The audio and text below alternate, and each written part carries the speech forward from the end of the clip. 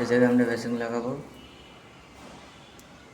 আর আমাদের বেসিংয়ের angle star কপ দেওয়া হয়েছে এই জায়গায়, এই রান্নাঘরের কলের সাথে।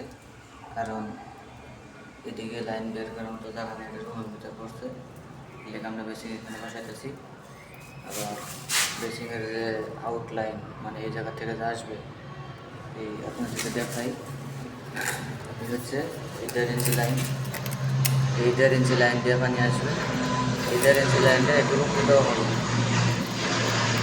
মানে একটু উপরে দেওয়া হবে, একটু উপরে দিয়া একটু উপরে থাকবে, এখান থেকে এদিকে পানি যাবে। এই দেখুন, রুমের ভিতর বেসিং বসে জায়গা নাই, সেই জন্য আমরা এই পদ্ধতিতে দিতেছি। তো আমাদের এই যে এটা হচ্ছে আমাদের সিঙ্কের নিচে আর কি বেসিংয়ের লাইনটা সিঙ্কের লাইন করা হয়েছে, সিবিবিসি পাইপটা করা হয়েছে। এই জায়গা থেকে আমরা আবার যে মান লাগাইছি, যেটি লাগাই লাইন টানছি এদিকে। আর এটা হলো আপনার সিঙ্কের উপরের অংশ, এটা হলো সিঙ্কের উপরের কল।